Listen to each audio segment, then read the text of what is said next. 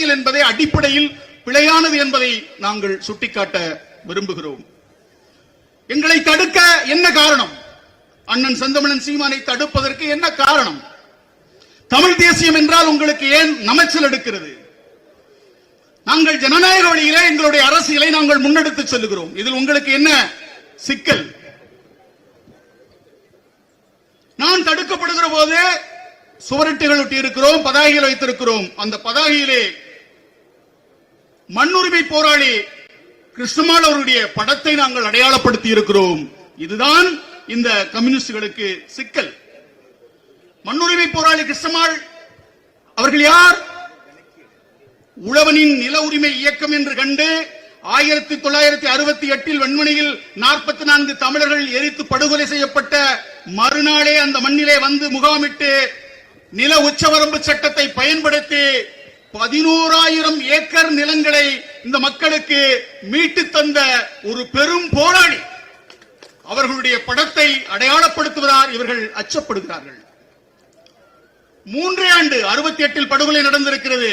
71 வெண்மணியில் உள்ள அந்த மண்ணின் மக்கள், மண்ணை இழந்த மக்களுக்கு ஒவ்வொருவருக்கும் 1 ஏக்கர் நிலத்தை மீட்டு தந்த ஒரு போராளியினுடைய படத்தை கண்டு இவர்கள் அச்சப்படுகிறார்கள். இன்றைக்கு பல கோடி ரூபாயில் அங்கே நினைவில்லம், பல கோடி ரூபாயில் நினைவில்லம் கட்டியிருக்கிறார்கள் வெண்மணி போராளிகளுக்கு. ஆனால் அந்த மக்கள் இன்றைக்கும் குடிசை வீடுகளில் தான் வாழ்ந்து கொண்டிருக்கிறார்கள். 50 ஆண்டுகளாக பொது உடைமை தந்த பரிசு இதுதான். இதை எமது உறவுகள் புரிஞ்சுக்கணும். தமிழ்நாட்டிலேயே 3வது பணக்கார கட்சி அதுதான் இந்த கம்யூனிஸ்ட் கட்சி. இதுதான் 3வது பணக்கார கட்சி தமிழ்நாட்டில். ஆனால் இவர்கள் வர்க்கவாதிகள். இந்த கூரை வீடுகளை மாற்றுவதற்கு என்ன திட்டத்தை வைத்திருக்கிறார்கள் இவர்கள் சொல்ல முடியுமா? இன்னொரு படத்தையும் நாங்கள் ஏந்தி சென்றோம். அதுதான் மாவீரன் அமல்ராஜ் பாண்டியனுடைய படம். இது அவர்களை பெரிய அளவிலே அச்சப்படுத்தி இருக்கிறது. கம்யூனிஸ்டுகளுக்கு மிகப்பெரிய அச்சுறுத்தலை தந்தது அமல்ராஜ் பாண்டியனுடைய அடையாளம். 1968 கோபாலகிருஷ்ணன் நாயுடு என்கிற தெலுங்கினால் அங்கே 44 தமிழர்கள் படுகொலை செய்யப்படுகிறார்கள். 12 ஆண்டுகள் கழித்து மாவீரன் அமல்ராஜ் பாண்டியன் தலைமையிலான குழு கோபாலகிருஷ்ணன் நாயுடுவை 44 துண்டுகளாக வெட்டி படுகொலை செய்து ஒரு வீர வரலாற்றை இந்த மண்ணிலே படைத்திருக்கிறது. கம்யூனிஸ்ட் கட்சியினரே, நீங்கள் என்ன செய்தீர்கள்? நீங்கள் என்ன செய்தீர்கள்?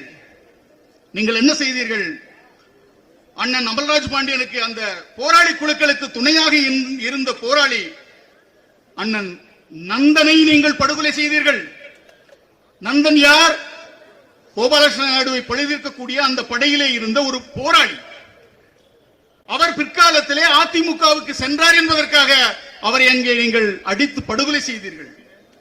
இதுதான் உங்களுடைய பொது உடைமை அழகியலா? கூரை வீடுகளை மாற்றுவதற்கான திட்டம் இல்லை. இந்த மண்ணிலே நாம் தமிழர் கட்சியினுடைய ஆட்சி மலர்கிற போது வெண்மணியினுடைய கூரை வீடுகள் காரை வீடுகளாக மாறும்.